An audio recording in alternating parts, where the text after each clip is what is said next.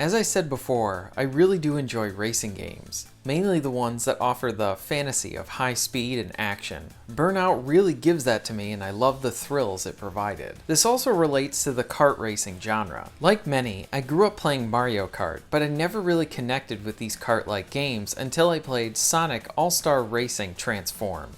I was completely blown away from the gameplay, music, presentation, and the celebration of Sega's characters. The racing was fast, and it provided its own spin on the genre. Many of the races involved changing the planes that you would be racing on. One race would involve you starting in a car, and then transitioning to a plane or boat, and then back to a car. Many of the tracks would change as you continued the race, with a second or third lap presenting a switch, creating a new segment where you would now be in a plane or a boat. This provided so much variety within the race. The characters, locations, and soundtracks were all nods to many of Sega's franchises like Sonic, Golden Axe, or Skies of Arcadia. Plus, each of the provided modes allowed you to play them in local co-op, and as many of you know, I'm a sucker for local split screen. I very much connected with this game and I ended up buying it several times. One on the Xbox 360, and then again on the Wii U since it offered 5-player local co-op, and then on the Vita for work trips. For me, this is my favorite kart racing game, which is why I was really interested in the new Sonic racing game made by the same team. I was a bit sad to hear that it was only going to focus on Sonic rather than being a celebration of Sega's games, but I was still interested. If it provided the same solid racing from Transformed, then I knew it was going to be a good time. Ladies and gentlemen, I present to you my review for Sonic Team Racing.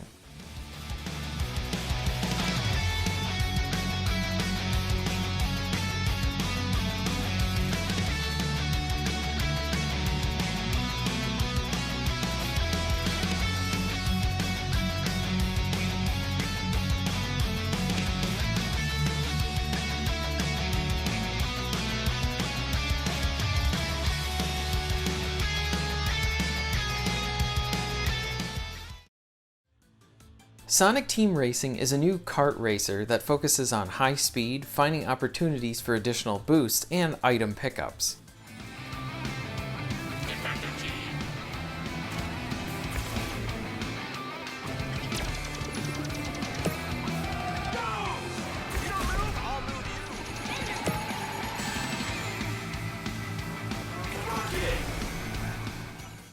If you've played the previous Sonic racing games, then you're going to be right at home here. The new focus of the game is the team aspect of the driving. The team races involve you trying to race your best, while also relying on your teammates to assist you. This also factors into your place in the races, which starts to get you in the mindset of trying to work as a unit. And it is an interesting one, in that you would be considering the traditional aspect of the game where you get into first place, but you also need to keep an eye on your other teammates.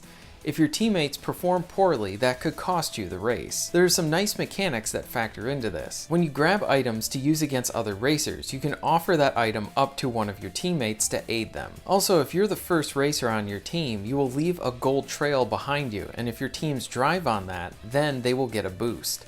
Many of the actions will also build up a super move that will give you a nice boost to speed and will allow you to not get hit by any items.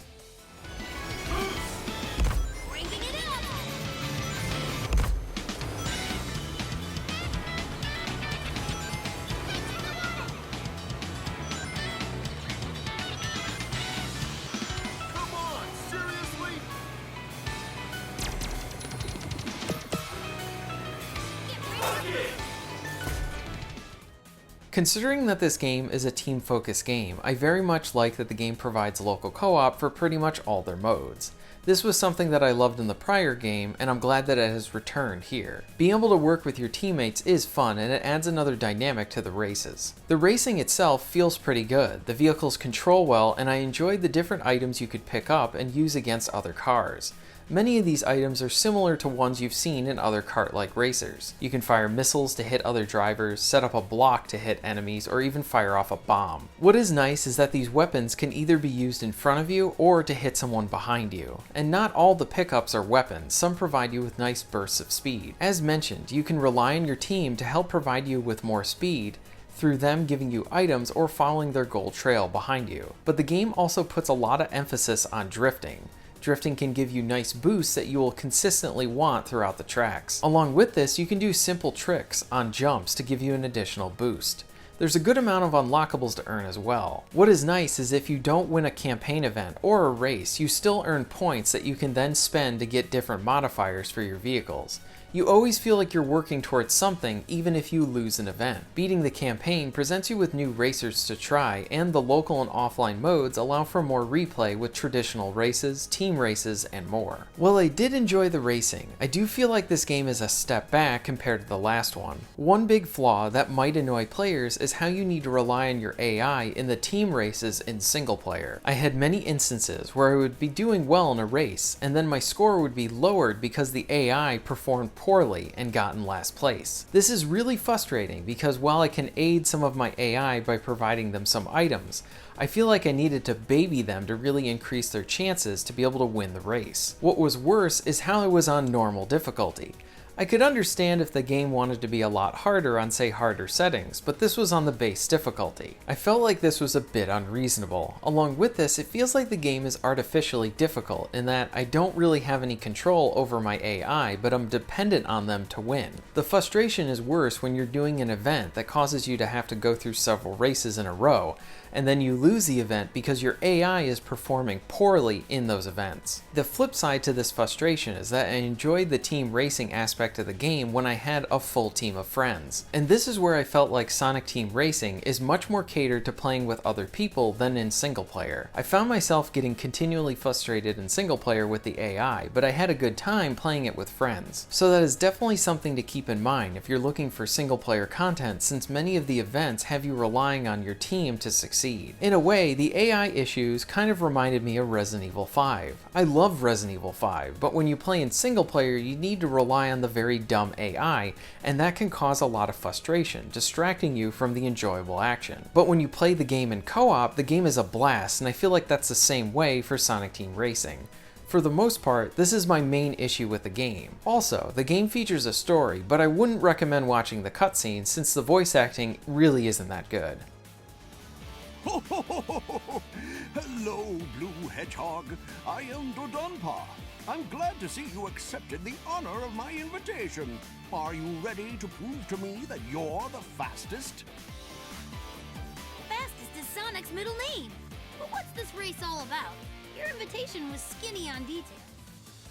Something else I wanted to make note of is how the actual racing is a bit of a step down from the prior game. I found it very interesting and engaging. You had different vehicles in the prior game, from cars to boats to planes. This allowed the developers to create these levels that allowed for different racing experiences within one race. Along with this, it was exciting when a track would change on lap 3, and now a section of the race that was originally car-based is now plane-based. Sonic Team Racing only features cars, and with that, the tracks seem more static than the prior game. There are some neat tracks and reused ones from the prior games, but it does feel like this is a game that should have been released prior to Transformed. Lastly, the presentation is pretty good here. The visuals and sense of speed is good. What is really great is the soundtrack. A good soundtrack for a racing game is essential, and here it impresses. Here are a few tracks from the game.